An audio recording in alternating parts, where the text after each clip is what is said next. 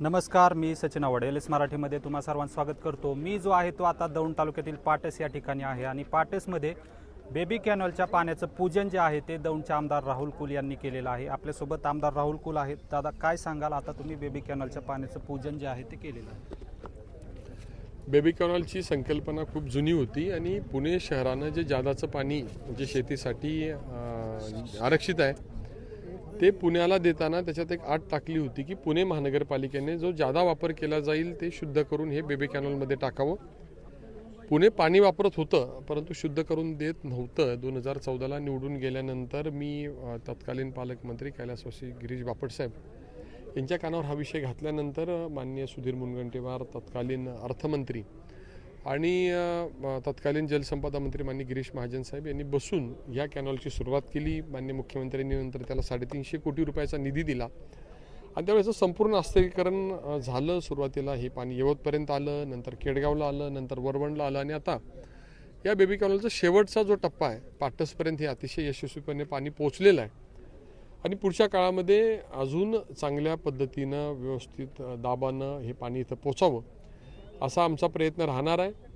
Recycle करून हे पाणी इथं आल्यामुळे बेबी कॅनलच्या माध्यमातून जे पाणी वापरलं जातंय ते तेवढं पाणी हे मूळ कालव्याला आम्हाला जादाचं वापरायला मिळेल आणि त्यामुळे इतर गावांना सुद्धा त्याचा फायदा होईल। आता खडकवासला टनेलचंही काम जवळपास 2000 कोटीचं सुरू झालेलं आहे आणि मार्च 2029 पर्यंत ते सुद्धा काम पूर्ण करण्याचा शासनाचा मनोदय आहे आणि ते काम पूर्ण झाल्यानंतर अजून फायदा या भागातील शेतकऱ्यांना होईल आणि सातत्यानं जी काही उन्हाळ्यामध्ये विशेषतः समस्या येते ती दूर करण्याचा आमचा प्रयत्न आहे। मुळशीचं पाणी आम्ही या भागामध्ये आणावं असा प्रयत्न होता। माननीय मुख्यमंत्र्यांनी त्या संदर्भामध्ये जलसंपदा मंत्री माननीय विखे पाटील साहेबांना सूचना केलेल्या आहेत। आम्ही टाटा जे कंपनीशी चर्चा केली, त्यांचं खाजगी धरण आहे परंतु त्यांनी त्यांच्या धरणातलं पाणी या भागामध्ये वळवण्यासंदर्भामध्ये सकारात्मक प्रतिसाद दाखवलेला आहे आणि त्याचबरोबर नदीवरचे केटीवेअर्स, उजनी बॅकवॉटरचा एक अतिशय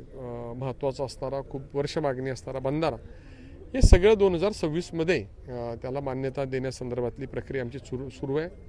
जिरायत भागात सुद्धा जानाई, शिरसाई आणि पुरंदर या तिन्ही योजना बंद नळीमधून करण्यासंदर्भातली जी मागणी होती त्यात जानाई शिरसाईचं काम आता सुरू होईल आणि पुरंदरचा जो काही खुपटेवाडीचा टप्पा क्रमांक 2 ही मागणी होती ती सुद्धा या वर्षभरामध्ये पूर्ण करून त्या भागातील शेतकऱ्यांना सुद्धा दिलासा देण्याचा प्रयत्न आहे। एकंदर दौंड तालुक्यातील पूर्व, पश्चिम, उत्तर, दक्षिण, जिरायतपासून बागायतपर्यंत सगळ्या शेतकऱ्यांना वेगवेगळ्या मार्गानं अजून पाण्याच्या बाबतीमध्ये मजबूत करण्याचा प्रयत्न आणि पर्यायानं शेतीला स्थैर्य देण्याचा आणि या परिसरातील अर्थव्यवस्थेला मजबूत करण्याचा प्रयत्न आमच्या सगळ्यांच्या माध्यमातून होता। साधारणतः या प्रकल्पामधून दौंड तालुक्याला किती टीएमसी पाणी मिळण्याची अपेक्षा आहे?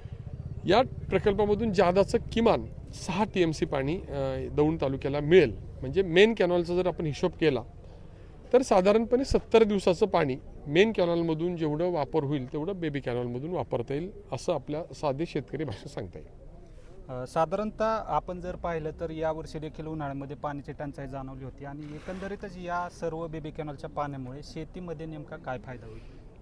यावर्षी जर बेबी कॅनॉल सुरू नसता तर हे 5-6 TMC पाणी जे वापरलं ते जर कालव्याच्या माध्यमातून कमी पडलं असतं तर कदाचित पूर्ण दौंड आणि इंदापूर या 2 तालुक्यामध्ये शेती ही उन्हाळ्यामध्ये हातात राहिली नसती।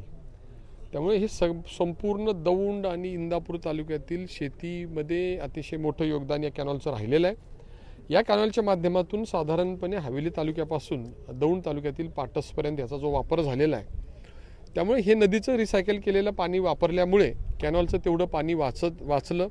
त्यामुळे पाटसपासून इंदापूरपर्यंतच्या शेतकऱ्यांना अप्रत्यक्षपणे या कॅनॉलचा फायदा झाला आणि पाटसपासून हवेलीपर्यंतच्या शेतकऱ्यांना प्रत्यक्षपणे या कॅनॉलचा फायदा झाला। आपण जर पाहिलं तर बेबी कॅनॉलबाबत अनेक चर्चा देखील होतात। पाणी शुद्ध करून सोडलं जात नाही अशी एक ओरड देखील असते। तुम्ही या भागाचे आमदार आहात, तुमचे या बाबतीत नेमके काय प्रयत्न असतात? पहिल्यांदा कॅनॉल होणं गरजेचं होतं, नंतर त्याचं आस्तरीकरण होणं गरजेचं होतं, त्याचबरोबर आणीबाणीच्या काळामध्ये शेतीसाठी पाणी मिळणं गरजेचं होतं। दूषित पाणी तर या भागातील नदीवरचा शेतकरी हा आम्ही सगळे नदीवरचे शेतकरी आहोत आणि वर्षानुवर्षे आमच्या शेतीमध्ये दूषितच पाणी जाते त्यामुळे फार काही वेगळ्या तालुक्यात घडते असं नाही आणि आमच्याकडे 90-100 माझ्या शेजारी सगळे शेतकरी 100 टन एकरी उत्पन्न काढतात। त्यामुळे या दूषित पाण्यामुळे उत्पन्न कदाचित वाढण्याची शक्यता पण नाकारता येत नाही. परंतु तरीसुद्धा पाणी स्वच्छच असलं पाहिजे म्हणून जायकाच्या प्रोजेक्टचा जो पुणे शहरामध्ये नदी शुद्धीकरणाचा अतिशय महत्त्वाकांक्षी प्रकल्प आहे तो पूर्ण व्हावा म्हणून आम्ही विधानसभेच्या माध्यमातून सातत्यानं आवाज उठवतोय. तो प्रकल्प पूर्ण झाल्याबरोबर फरक पडेल आणि या भागातील पाणी देताना जो जलशुद्धीकरण करून मुंढव्यामधून दिलं जावं त्या संदर्भात सुद्धा आम्ही थोडं जादाचं लक्ष घालू. शेवटी आज पाणी येणं महत्त्वाचं होतं. उद्याच्या काळामध्ये ते पाणी शुद्ध येणं महत्त्वाचं आहे. आणि तुम्ही जर शेतकऱ्यांचा सर्वे केला तर सुरुवातीला 5 वर्षापूर्वी 7 वर्षापूर्वी यवतच्या परिसरामध्ये याच्या संदर्भामध्ये शेतकऱ्यांच्या मध्ये निश्चितपणे शंका होती.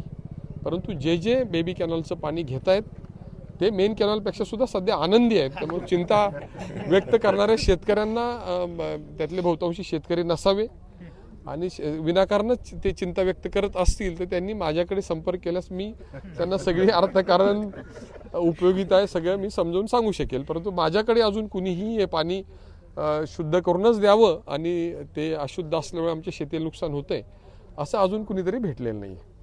तुम्ही मुळशीचं पाणी आणण्यासाठी देखील गेले अनेक वर्ष प्रयत्न करताय. नेमकी पुढची टप्पा काय असणार आहे? मुळशीचं पाणी या भागामध्ये आणणं आवश्यक होतं कारण की खडकवासलावर दौंड हवेली त्याचबरोबर इंदापूरचा वाढता पाणी वापर होता आणि पुणे शहर बेसुमार जे पाणी वापर करतं त्याला कायमस्वरूपी पर्याय असला पाहिजे आणि त्याला एकच पर्याय मला दिसत होता ते म्हणजे टाटा धरणाचं पाणी या ठिकाणी आणणं.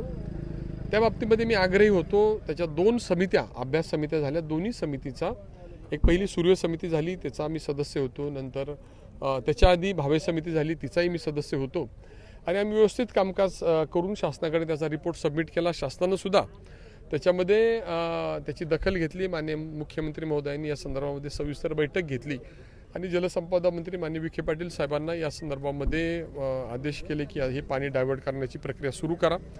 आम्ही सगळ्यांनी आता टाटाशी संपर्क केला तेही सकारात्मक आहेत आणि पाणी कसं आणावं किती यावं त्याचा वापर कसा करावा या संदर्भामध्ये आम्ही डिटेल प्लॅनिंग करतोय आणि 2026 या संदर्भातला निश्चितपणे अंतिम निर्णय होईल असं अपेक्षित आहे. आत्ताच आपण दौंडचे आमदार राहुल कुल यांच्याशी चर्चा केलेली आहे. मुळशीचं पाणी आणण्यासंदर्भातला अंतिम निर्णय जो आहे तो 2026 होण्याची आशा जी आहे ती त्यांनी व्यक्त केलेली आहे. LS मराठीसाठी रिपोर्टर सचिन आव्हाड दौंड.